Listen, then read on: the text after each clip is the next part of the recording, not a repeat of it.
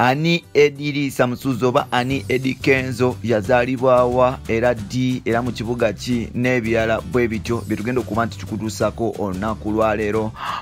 mpola so kyenkusaba kiri kimu nti oliwaddemu okuba nti osubscribinga then tutambula ffenna mpola ate nga oliwaddemu okuba nti yes okomentinga mu comment section tutambula ffenna muganda waffe tunetaba okuba nti yes tusoma comments mpola era nawe oliwaddemu okuba nti osharinga eno video gye tuba tutaddeyo yes ne bachalibo ne baba nti bafuna ku information yeno olwademo kuba nti oteesa oba okuwabula ku bintu byonna bye tuteeka yawo yes ku internet mpola nawe noba nti obifuna mpola tujjukire nti yes tulina okuba nti tutambula ffenna mpola because gwe wotali naffe tetusobola kubeerawo so n'olwekyo oliwaddemu okuba nti otuwa opinion yo mu comment oba mu stories zonna zituteekayo mpola tutambula ffenna olunaku lwaleero tugenda kutunuulira musajja mukulu amanyikiddwa nga Edilisa Musuza ng'agenda kwesimbawo ku bwa MP Masaka Municipality nga bwe bitandise okuba nti bigambibwa naye ng'ate yes mpola olunaku lwaleero tusazeewo okuba nti tumukuleetera otandika okuba nti omutegeera mpola now who is Edilisa Musuza oba Ani Eddie Kenzo? Musajja mukulu gwe bayita Eddie Kenzo yazaalibwa mu kibuga Masaka yes ennaku z'omwezi 25 1989 wali eri mu kibuga Masaka ennaku z'omwezi 25 December mu kibuga Masaka 1988 sawa zaali yes nnya ez'ekiro eddakiika 3 n'obutikitiki 15 kubuddiramu nti Edilisa Musuza yazaalibwa yes mu kibuga Masaka wali eri ennaku z'omwezi 25 December 1989 asawa nnya ez'ekiro n'eddakiika 3 n'obutikitiki 15 asawa yoyo musajja mukulu amanyikiddwa nga Edilisa Musuza. Edilisa Musuza mukuba nti yakula mpola yagenda mu maaso n'okuba nti afiirwa abazadde be oba mama we ku myaka ena yes mama we yali Munyarwanda bwe mpulira yes mama we yali Munyarwanda bambi yafa mpola era nga Edilisa Musuza obulamu bwatandika okuba nti bukaluba mpola yes ku myaka 13 nga atandise okuba nti asolinga mpola atandise okuba nti yes atandise okuba nti asolinga mpola bambi yagenda mu maaso n'aba nti afiirwa sister we obulamu ne butandika okuba nti bomunyiga mpola era nga Edilisa Musuza obulamu bwatandika okuba nti bukaluba oba Eddie Kenzo awo yatandika okuba nti agenda ku street okuba nti yeeyiya naye nga ate Katonda yali atandise okuba nti yes Katonda yali yamuwa ekitone ky'omupiira nga muyiiya ate nga musambi wa mupiira bulungi era nga wano yatandika okuba nti agenda wali ku Villa yes Sports Academy wali eri mpola oba Villa Jogo Young bwatu yatandika okuba nti atandika career ye mpola nga ava wali ku street zena Kivubo Blue n'agenda n'asamba wali eri omupiira nga awo ekiwuli awo ku Villa ku Jogo Young awo n'asamba awo no batandika okumulabira abantu ab'enjawulo era nga Musuza essomero limanyikiddwa nga Lubiri SS lyamulaba ne limuwa basali era bw'atu n'atandika okuba nti asoma mpola ng'agendayo n'asoma naye musajja wattu bambi engeri gye yali nti teyatuula P7 teyasobola kuba nti atuula ebibuuzo bya sini yafuna okweyongera era omusajja ono yadropinga kyova olaba nti oluzungu lwa Edilisa Musuza lulimu ebitege. Musajja ono bwe yali asomera ku Jinja ku Lubiri SS yatandika okuba nti agezesa ekitone kye eky'okuyimba era yatandika okuba nti yawandiika obuyimba bwe obungi mpola era nga yes yabuyimba n'atandika okuba nti abuwandiika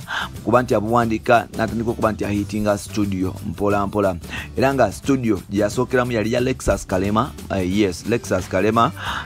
ne bakyali be okwali Raga Piper mpola ng'awo baasolinga yes mpola n'ekyaliwe Big Guy batandika okuba nti batambuza obulamu mpola naye nga ate Edilisa Musuza yali so lucky mu 2008 ng'agwakaawo yes 2008-9 awo Edilisa Musuza yasobola okuba nti afuna akayimba ke akasooka okuba nti kamuleeta mu bantu yes yalina akayimba bakayita ya Neighbor kanono yakakola ne muganda wa yes kanono akayimba kakolebwa muganda wa Bobby Wine amanyikiddwa nga Mickey Wine. Akayimba kano Edilisa Musuza yali ali suppose kakola ane Bobby Wine wabula Bobby Wine yebuzabuza ebiseera ebyo n'aba nti tamufuna wali ku Firebase. Akayimba kano eyakasobola okumufunira musajja mukulu bamuyita Mbu Chris Mubiru wali ku Club Cyric yamubuuza oyagala kuyimba nani ku studio kine bisigaddewo. Omusajja ono n'akwata sente z'ebiseera byali ayagala nnyo music. Chris Mubiru y'omu ku basajja yes aba Buganda abasinga okuba nti bajjukirwa mpola mpola, so yakwata sente ze n'abookinga studio ne banonya Bobby Wine abula. Bobby Wine asalawo okuba nti amuwa Mickey Wine era Mickey Wine bahitinga studio. Mickey Wine yali alina oluyimba luno no like musajja mukulu oyo yasanyuka nnyo ng'akoze akayimba ne Mickey Wine era kaatunda ne kamuleeta mu bantu. Then mukuba nti baasulinga mpola mpola balina kyali waabwe bali bamuyita muganda wa Empress oyo yafa. Anyway my ways don't hear my ways guy ali awo mpola mpola yes yafa mpola mpola ne Ronnie Stamina ne bagenda mu studio. Kenzo yali akoze akayimbe wa Lexus kalema bakayita Stamina, then akola remix yafukiye tabu nayingira mu byafaayo bya Uganda mpola mpola era nga paka South na kayimba ako Eddie Kenzo taddanga mabega. Eddie Kenzo yakola kayimba bakayita Stamina nge yakakola bamuyita producer Didi yakola remix yatunda enyo atenga etafula kayimba kaketabu ke mazina agamanyikidwa nga Stamina Dance agazinibwa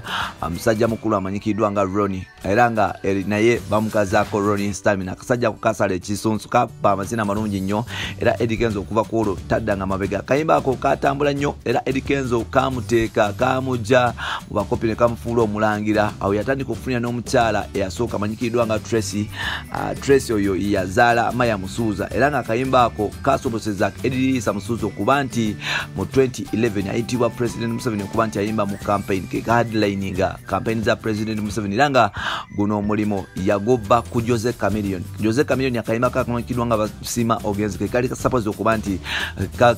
kahedinga campaign za President Museveni naye nga ate yes Bobby like Eddie Kenzo yasobola okuba nti akatinga over that asobola okuba nti yapikinga mpola mpola. Zino nolali zali zanjawulo kwaliko Jose Chameleon kwaliko yes Bobby Wine sebo naye yayimbira President Museveni mu 2011 abeba mati yakuba zonna naye yamuyimbira because he was signed yes omu kwe yali kubayimbi awo mpola mpola. Then yes akayimba ako ne kamutunda nnyo era nga Kenzo okuva kwolwo yazikuba nnyo paka sawa zino. Eddie Musuuza mukuba nti yayongerayo ne career ye ey'okuyimba yasobola okuba nti agenda mu maaso n'areleasinga oluyimba olwali olw'ettabu yes oluyimba luno lukala 2014 ne lutandika okuba nti 2013 nga gubwako mu December yalukolera baluyita City Alosi.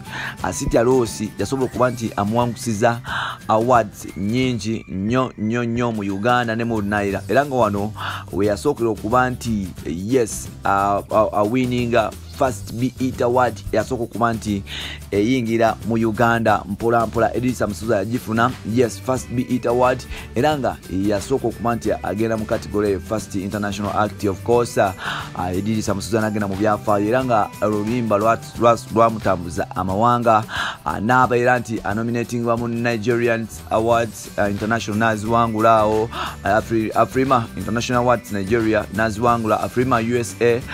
n'awanguleza awards. Bwogenda mu maaso n'okumutunulira nti yali nominated mu MTV Base aweba mati mu kuba nti anominatingwa mu MTV Base award yo yasobola kuba nti agitwala yatwalibwa Caspar Novist ate nga bagamba nti yes obuzibu bwaliwo nti Eddie Kenzo yali ambassador wa Airtel mu Uganda ate nga Caspar ye ambassador wa MTN South Africa ate nga MTN yali sponsoring awards ezo. Waliwo katema mungi nnyo naye nga ate Eddie Musuuza yasobola kuba nti aziwangula Caspar n'aziwangula era nga Caspar y'omu ku bayimbi abakyasinze okubeera ab'ettabu South Africa eyo mpola mpola. So Eddie Musuuza ageze mu maaso nga wangula ebintu bingi mpola mpola. Waneeno Eddie Musuuza alina family of course y'abaana babiri ne basitame mpola mpola naye nga ate talina bazadde yadde omu era nga Eddie Musuuza bambi ali omu bwanamunigira. Waliwo ebifaananyi ebyavuddeyo ne bitandika okuba nti bitambula ku social media nga bagamba nti Eddie Edrisa Msuza agenda kuba nti yesimbawo ku bwa MP Masaka Municipality naye ng'ekibuuzo kiri nti agenda kwesimbawo document ebiwandiiko yabifunawo batannabifuna ekitegeeza nti Edrisa Msuza yes we wali questions zaffe tulaba ebipande biraga nti Edrisa Msuza agenda kwesimbawo ku bwa Masaka Municipality ebiwandiiko yakomamu S4 naye teyagitula because yalina documents of course atenga qualifications za MP zikoma ku senior 6 ne point zao zibasaba mpola yes no kumanto ina principal pass yes ne subsidiaries mpola kumanti wesimbawo sawa simanyomo mukulu empapula yazifunye so yoyo Edrisa Msuza ze atambudde mawanga manji yomu ku bayimbi alina record ezenjawulo ze yagenze nga settinga ye Ugandan artist yasoko kubanti afuna BET Award no muyimbi nga mu East Africa nga muyimbi yasoko kubanti afuna BET Award then mpola Edrisa Msuza agenda maso nokola record endala ye muyimbi monna Uganda oba mu East Africa yakasoko kubanti atambula amawanga manji nga ayimba Edrisa Msuza ogatagata amawanga ge yakatambula gali 73 kino kikulaga ne Diamond Platinum tanaba kubanti agatuukako 73 countries nga ayimba mu enyimba kino kyekimufula okubanti ye global artist era nga mu maaso Edrisa Msuza agenze mu maaso nga akola records ezenjawulo mimi mu Uganda yakasoko kubanti afuna kye bayita 1 million subscribers ku YouTube era nga ye muyimbi mu Uganda yasoko kubanti omusajja yasoko kubanti afuna 1 million followers ku yes ku Facebook wa Eva Match kati nebo byo naye yagenda nga maaso nga abigatagata era nga potunira Edrisa Msuza ono yes yagenda mu maaso nokubanti akola record endala ye muyimbi mu Uganda yakasoko kubanti yafuna 1 million followers ku Instagram ebyo ebifa ewa Edrisa Msuza alina abaana babiri okuli Maya Msuza bwe yasoko okuzaala yes era nga omwana ono ali ku myaka nga 8 wetwogera then Amal Msuza gwe yazaala mu Rema Namakula ali ku myaka 5 yes byebyo ebifa ewa Edrisa Msuza wekumire wano mpola nga yes osubscribinga then tujja kuletera ebirala bingi mpola bye yes